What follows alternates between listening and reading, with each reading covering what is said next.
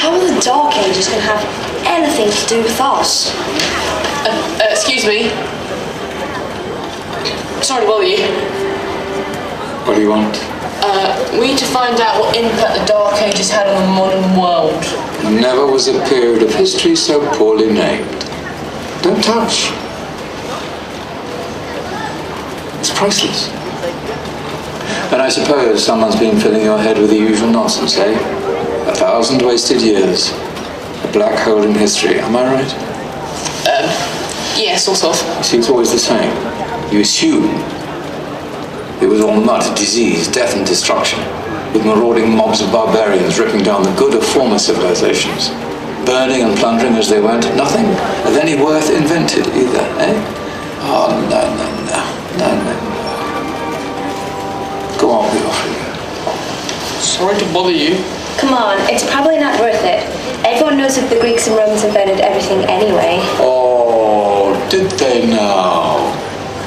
And you're sure about that, are you? You know, I might just have something for you. You seem to be up to the task. I suppose I could. Follow me. I've got just the book for you.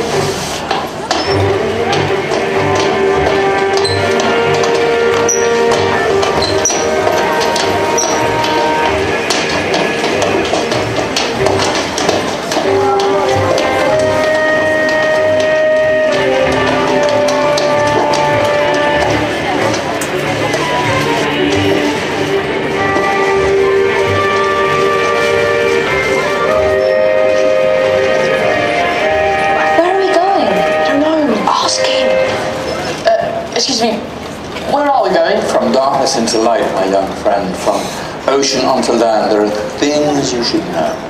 Oh, yes, indeed. Yes, indeed.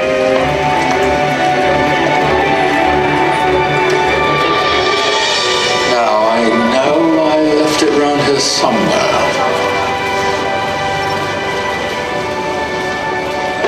Ah! Here it is. Now, take a look. If you dare.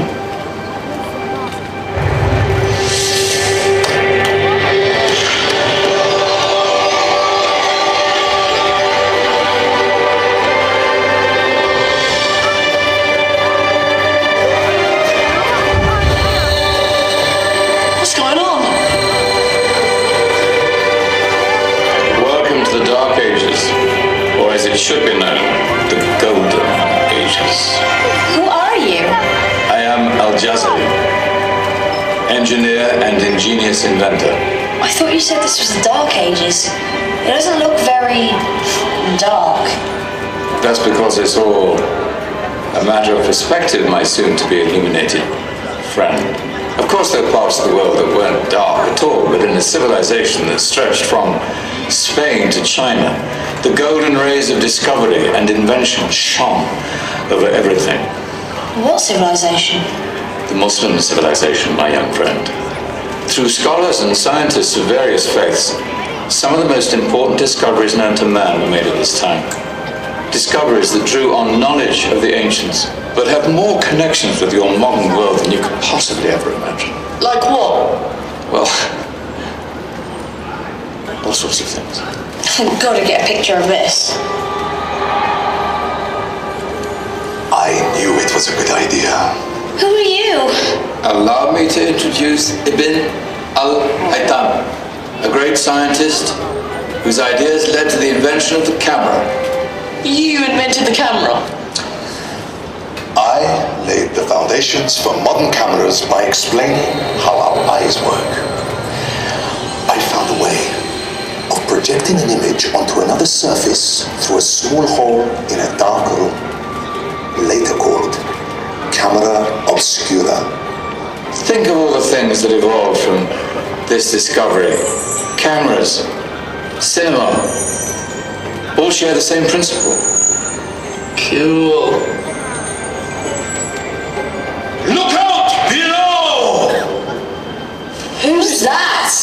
That's my good friend, Abbas ibn Farnas, who gazed up to the heavens, passionate in his belief that man could fly.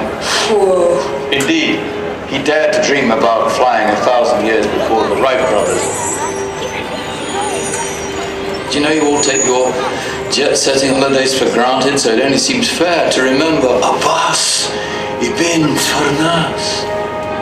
Stand by. I'm ready for takeoff.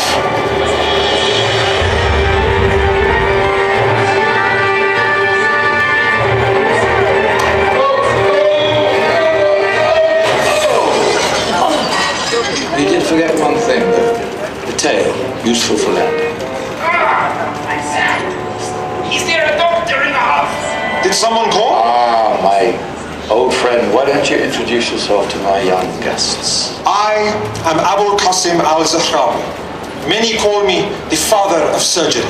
Did you actually do surgery back then? Of course we did. In fact, many of the surgical tools that I invented are still used in your modern hospitals. Excuse me, a patient needs my attention. Scalpel? I think I may need some stitches. In that case, I'll use catgut. Catgut? From the gut of animals. Perfect for stitching up internal wounds. Your surgeons are still using it today. Sorry, mustache.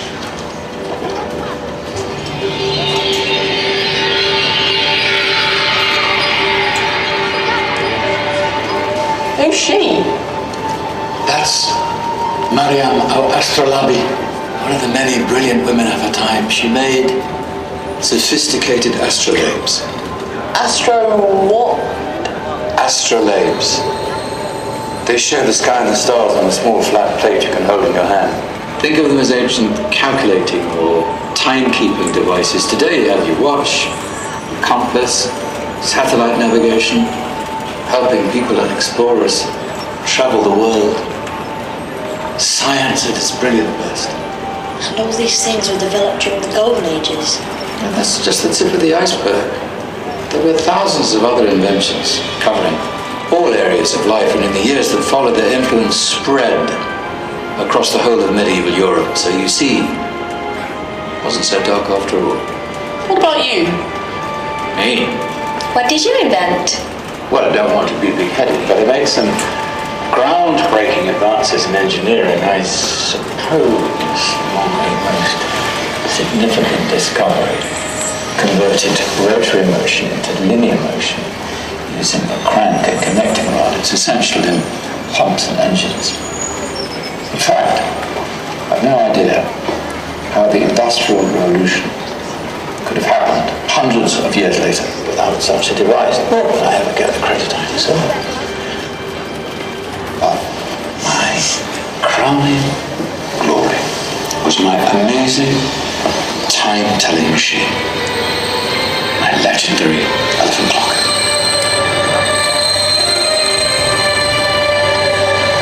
It's a clock. Yes. Dozens of components collected from different cultures around the world. Indian, Greek, Arabian, Egyptian, Chinese. Wow. A United Nations clock. That is pretty cool. Does it actually tell the time? Wow, yes, of course. If it wasn't for me, thousands of people would be late for everything. Speaking of time, we better get you back. And remember, spread the word. This was a golden age, and I've only shown you a tiny part of this wondrous time. There are countless other scientists and inventions directly connected to your modern world. You're just going to have to find out for yourselves. You're right.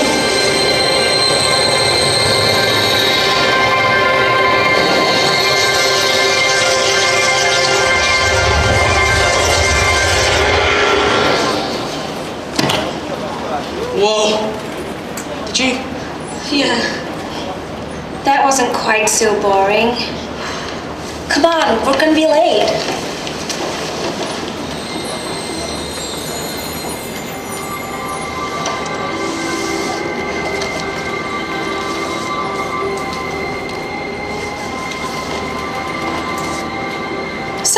what have we learned? The Romans, the Greeks, the Renaissance, and the Industrial Revolution all have great relevance to us today. Where's Danny's group? Just there, miss. Ah, our intrepid Dark Ages group. You probably had a much harder time finding any connections with the modern world.